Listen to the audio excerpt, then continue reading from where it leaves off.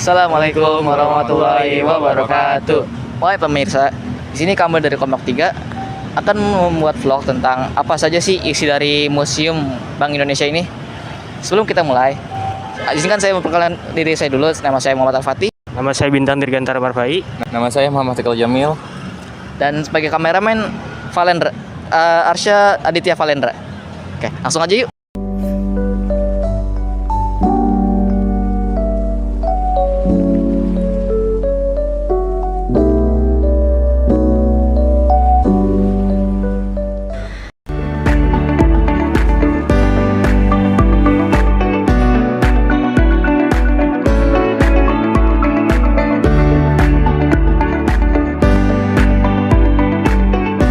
Di sini ada rempah-rempah yang sangat dicari oleh negara asing. Yang pertama ada cengkeh atau cengkeh, yang kedua ada pala atau nutmeg, yang ketiga ada lada atau black pepper, dan yang terakhir ada kayu manis atau cinnamon.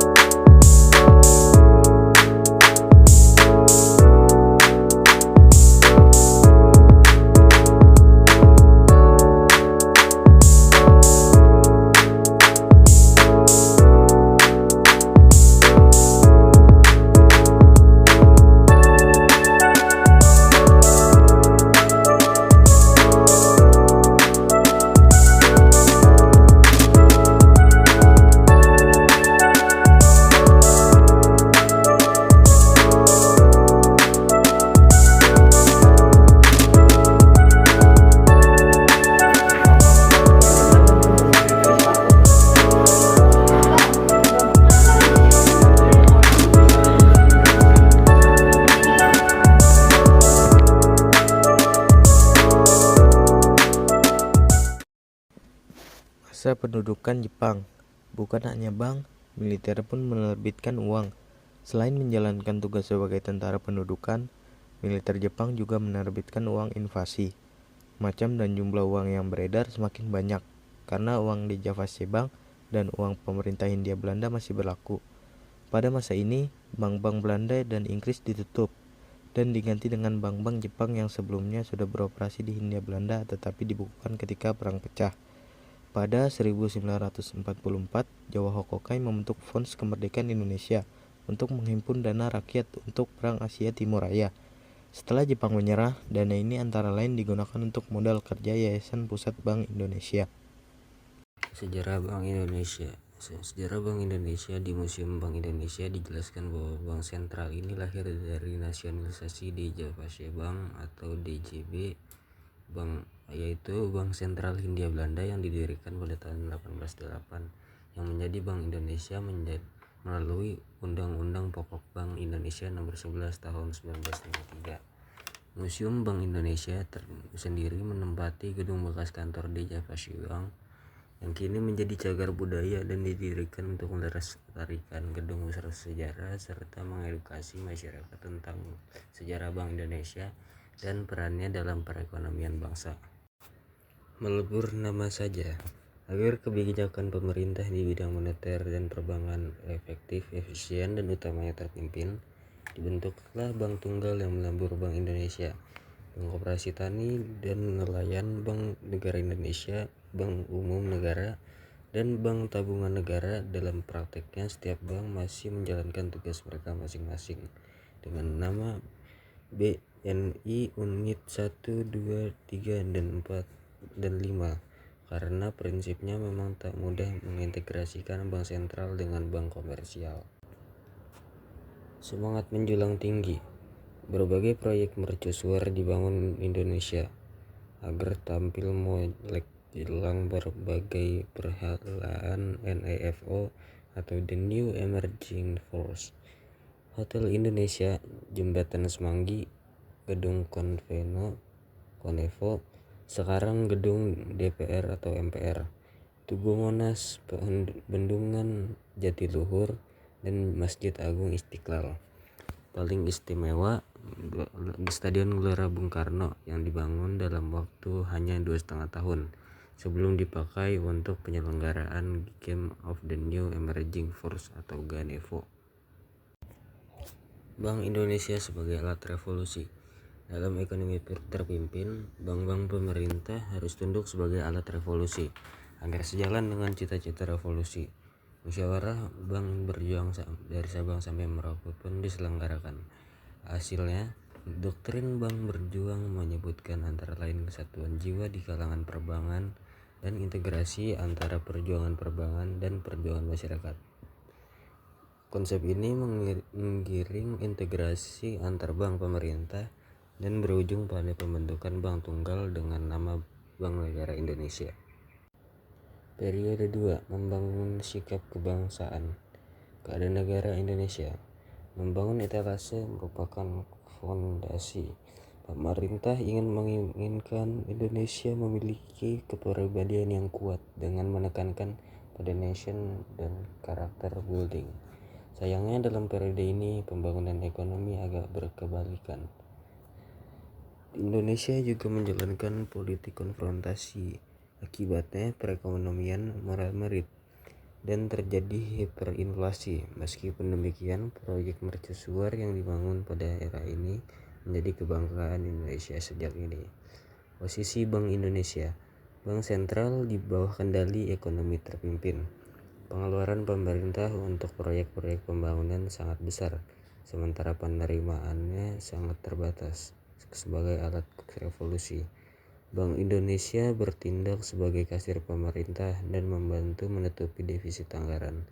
Dalam masa ekonomi terpimpin ini, Menteri Keuangan bisa mengambil tindakan yang menyimpang dari Undang-Undang Pokok Bank Indonesia bila dianggap perlu, dan segala wewenang Dewan Moneter dipindahkan ke tangan Kabinet. Gubernur Bank Indonesia duduk di Kabinet sebagai Menteri Urusan Bank Sentral. Periode 3. Ekonomi sebagai haluan negara. Saatnya ekonomi menjadi panglima. Pergantian rezim mengubah haluan Indonesia. Sekarang giliran pembangunan ekonomi menjadi panglima Orde Baru mengambil langkah-langkah yang berhasil menstabilkan dan mendorong pertumbuhan perekonomian. Salah satu faktor penolong adalah 2 kali bom minyak. Sektor perbankan pun mulai berbenah. Fungsi Bank Indonesia sebagai bank sentral dipulihkan kembali. Posisi Bank Indonesia. Dulu agen revolusi, kini agen pembangunan. Berkat cadangan devisa yang meningkat, Bank Indonesia bersama pemerintah bisa memberikan berbagai skema kredit. Yang diutamakan adalah sektor-sektor produktif agar inflasi bisa dikendalikan. Bank Indonesia juga makin fokus mendorong pertumbuhan bank. Dewan Moneter kembali aktif, tetapi hanya sebagai badan koordinasi. Independensi Bank Indonesia memandai karena berada di luar departemen dan Gubernur Bank Indonesia tidak merangkap sebagai menteri. Meroket sebelum terjun bebas. Perekonomian periode ini melaju begitu pesatnya berkat paket-paket deregulasi. Sektor perbankan dan sektor real berkembang. Investasi dan pinjaman luar negeri mengalir. Namun kondisi ini tak disertai kehati-hatian yang semestinya. Upaya-upaya koreksi masyarakat yang menuntut keterbukaan selalu dianggap pembangkangan. Kegemilangan ekonomi ini pun tersapu setelah nilai tukar rupiah jatuh dalam sekejap. Periode 5. Krisis skala lini. Rupiah sempat terjun bebas. Rupiah menghantam musuh krisis nilai tukar baht Thailand. Upaya intervensi gabungan BI bersama otoritas moneter Singapura dan Jepang terlalu banyak menolong kestabilan nilai rupiah. Modal asing ditarik, spekulasi di pasar uang dan pasar valuta asing marak. Rupiah makin terpuruk setelah kerusuhan Mei 1998. Rupiah sempat diperdagangkan pada kisaran 16.500 per dolar pada Juni 1998. Periode 6. Berbenah pasca krisis. Periode ke-6 dalam sejarah perbankan Indonesia ini merupakan era reformasi fundamental dan konsolidasi yang dipicu oleh krisis finansial Asia 1998. Inti dari periode ini adalah penataan ulang dan penguatan seluruh arsitektur sektor keuangan Indonesia dengan Bank Indonesia atau bisa disebut dengan BI sebagai garda terdepan. Landasan perubahan ini diletak melalui serangkai undang-undang baru yang revolusioner, terutama 1. Undang-Undang Nomor 23 Tahun 1999 tentang Bank Indonesia. Undang-undang ini menjadi pilar paling penting dengan memberikan independensi kepada BI. Fokus BI dialihkan dari pendukung pembiayaan pemerintah menjadi pencapai dan memelihara stabilitas nilai rupiah sebagai tujuan tunggal. Hal ini menjauhkan BI dari praktik monetisasi utang dan membangun kredibilitas kebijakan moneter. 2. Undang-Undang Nomor 24 Tahun 1999 tentang lalu lintas devisa dan sistem nilai tukar uang. Undang-undang ini memberikan landasan hukum yang jelas bagi BI untuk mengawasi lalu lintas devisa untuk mengatur sistem nilai tukar yang sangat penting untuk menjaga stabilitas eksternal perekonomian Indonesia di era globalisasi. 3. Penerapan arsitektur perbankan Indonesia, bisa disebut API. API adalah sebuah kerangka komprehensif untuk membangun perbankan nasional yang sehat, kuat, dan efisien. Reformasi ini menekankan pada pengawasan yang ketat, penerapan tata kelola yang baik, dan manajemen risiko yang prudent untuk mencegah terulangnya krisis.